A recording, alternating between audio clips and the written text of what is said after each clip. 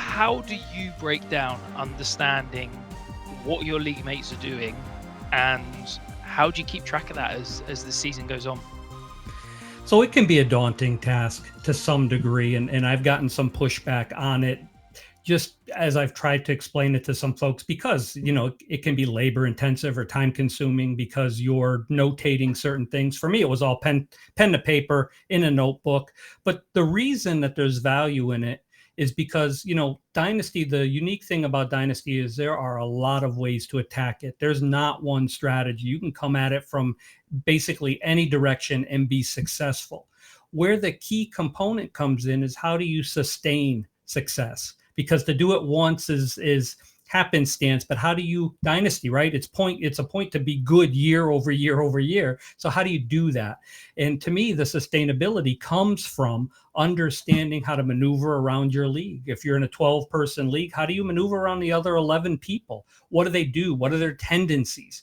So what I like to do is so we can come at it from two angles, right? We can come at it from the in-depth. Okay, are you tracking trade negotiations? Are you tracking how a particular manager drafts when they do their rookie draft?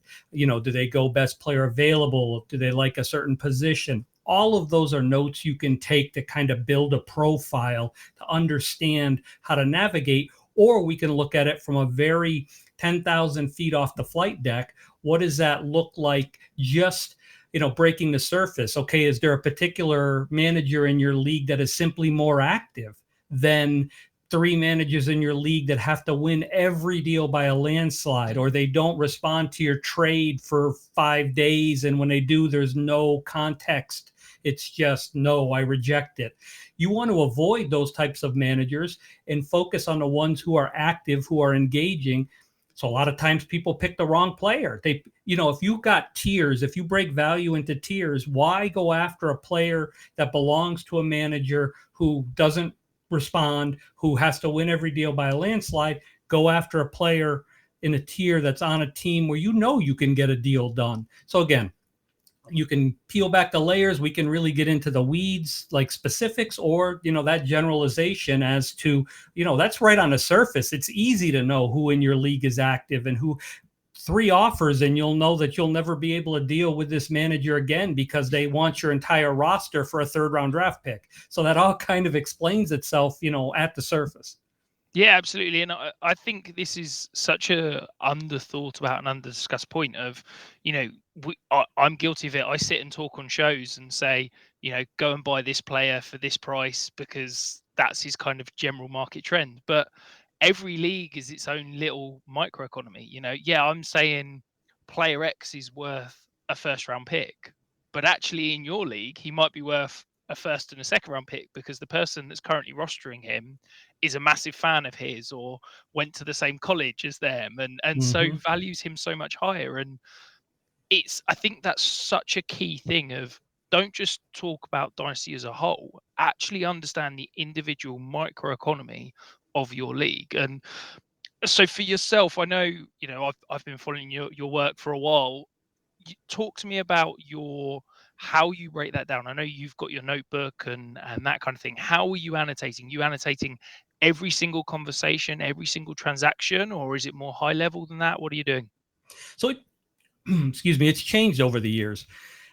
When I initially started out, it was redraft. I mean, it was a local league that I kept notes on, and then as I got into Dynasty in early, mid to early '90s. Yeah, I think the first Dynasty league I was in was '95, and then it became a little bit more mainstream in the early 2000s as more and more sites started to pop up. But so the point being is that it's changed, it's morphed. And I think that's important with any process you have. You need to be able to evaluate it and is it successful and what works, and then streamline it so that you're focusing on the attributes that are successful and sustainable.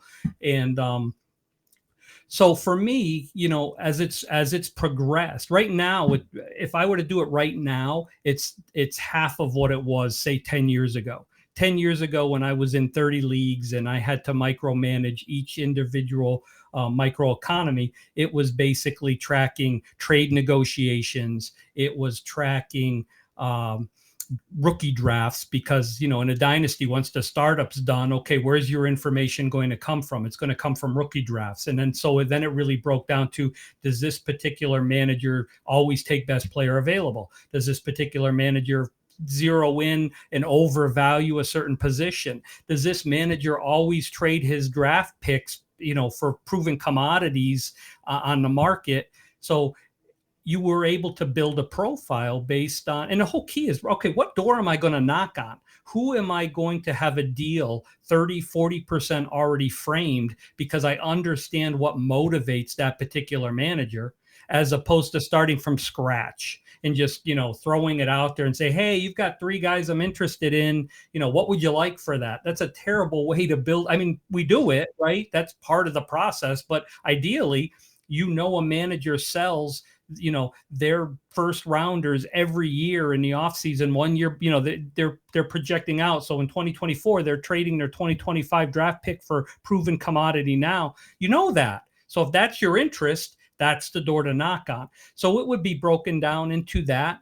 And, you know, really getting into the layers of what I saw them do during rookie drafts, how they handle trade negotiations. Quick story. I've told this before. I think when I was in a particular league, there was one manager who they would always walk away from a deal once it got to be a little bit outside of their comfort zone. And if I didn't say anything, if I let it sit for 2 days, they would always come back, always.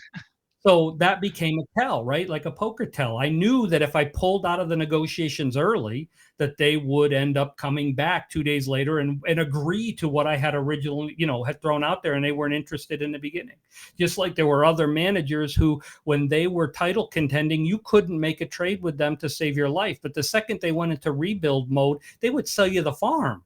They wouldn't value correctly, and they would oversell for youth. But if they were title contending, you couldn't squeeze blood from a stone when you dealt with them. So all of those interesting dynamics come into play and are things that you track, so that, you know, just in notes, just you have a notebook for a league and you break it down by manager. And I would just add notes. So then when I wanted to make a deal in that league, I would flip open to that league. I would look for that manager, and I would go back and look over the last 6 months. Okay, were there any tendencies?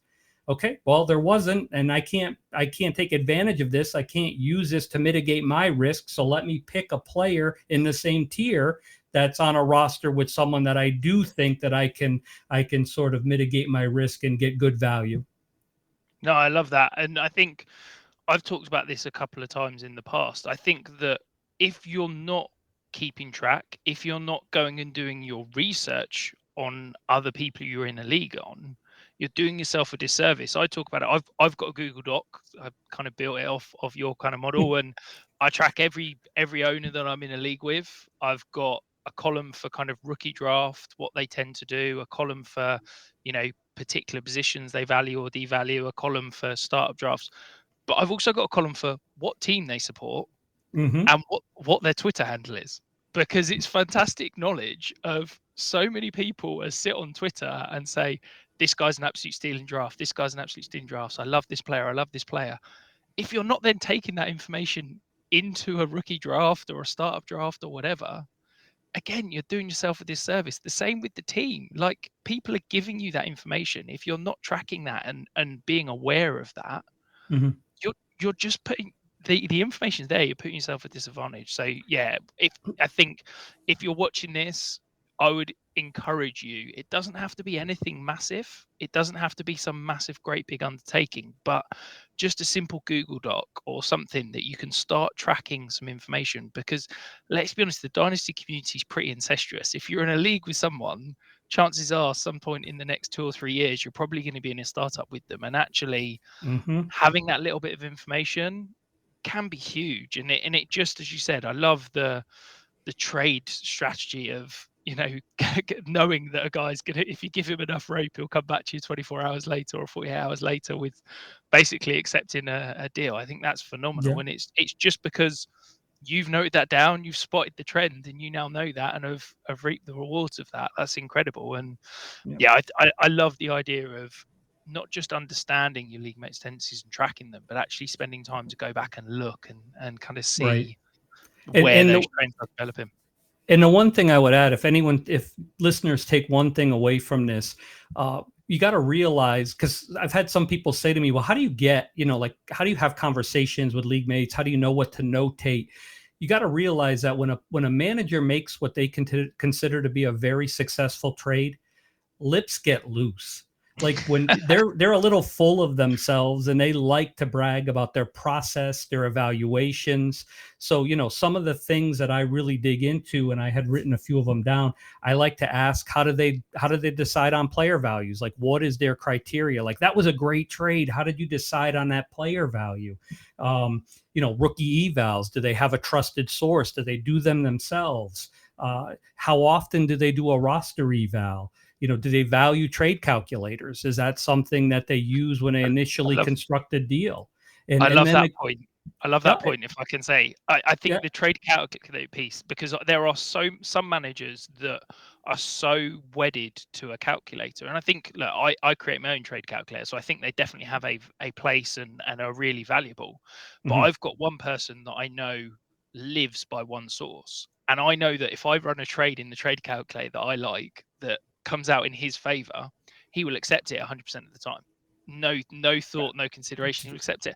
And yeah, because I've got that noted down in my Google Doc of he uses this calculator and he trusts it 100%, I'm building trades that are in my favor that I already know are going to get accepted because I have this one piece of information yeah. that he uses that trade calculator unequivocally, quite frankly. Yeah, it's a cheat code, and excellent that you take advantage of it. The last question I try to gain information on is just how many leagues is a particular manager in, and do they use that same type of strategic build that they're trying to implement in the league I'm in with them in their other leagues.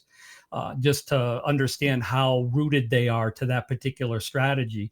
And again, when a manager makes what they consider to be a successful trade, whether it's through email, whether it's through league chat, whether it's through message boards, whether it's on Twitter, wherever they tend to share information, they will share more than they normally do simply because they're really proud of the deal they just made. And that really generally softens or loosens lips for information. So use that to your advantage.